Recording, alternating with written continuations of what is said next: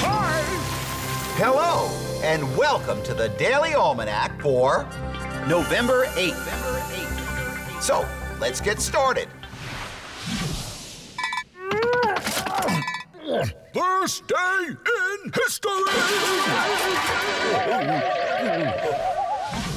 On this day in history, November 8th, 1889, Montana joined the Union as the 41st state. The name comes from the Spanish word montaña, meaning mountainous, although the eastern part of the state is gently rolling pasture land. Montana is a tourist destination for those interested in trout fishing and wide open spaces. Its capital is Helena, and the state flower is the bitterroot. Also, on this day in 1900, Margaret Mitchell, author of the classic Civil War novel Gone with the Wind, was born. The novel was published in 1936. Margaret Mitchell was awarded the Pulitzer Prize for it the next year. The novel was made into an equally famous motion picture starring Vivien Leigh and Clark Gable.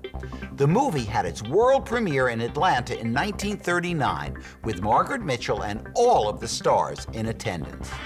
And on this day in 1966, Republican Edward W. Brooke of Massachusetts became the first African American to be elected to the U.S. Senate by popular vote.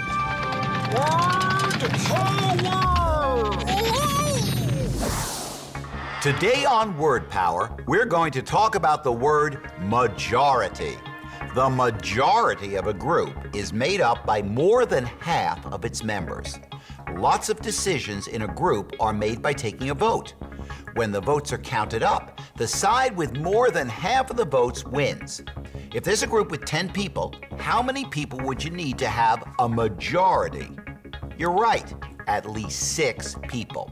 Our government usually makes decisions by majority rule. They debate over an issue and then take a vote. The side with more than half of the votes wins. Ooh, extremes.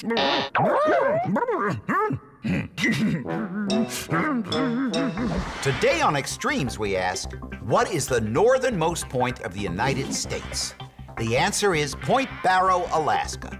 This northern point ends at the shores of the Beaufort Sea. Its shoreline is only free from ice for a few months a year.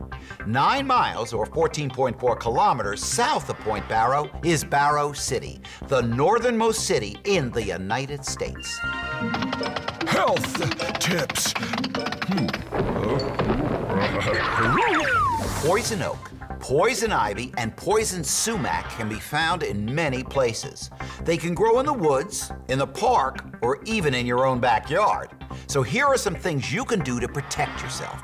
Number 1, learn what these poison plants look like so you can stay away from them. Number 2, if you're in places where these plants might grow, cover up with long pants and long sleeves.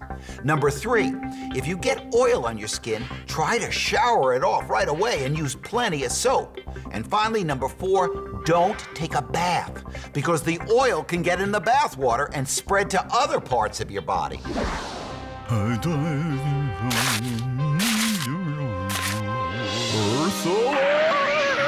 Many farmers put chemicals in the soil to make their gardens grow fast. But there are more and more farms that don't use chemicals in their soil at all. These are called organic farms. Instead of using chemicals to make the soil richer and more productive, they use compost. Compost is made by piling leftover food, grass, and manure into a heap. Over time, bacteria break down the pile and turn it into dirt that is full of nutrients. The organic farmers spread the compost on their fields to add those nutrients to the soil.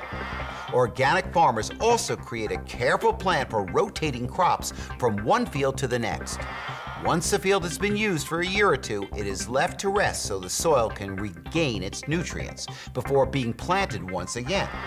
Now, if you buy organic food at the grocery store, you're supporting organic farms and their earth-friendly ways of growing food. Let's stay loyal to our soil and buy organic. Well, that's all the time we have left today for Daily Almanac.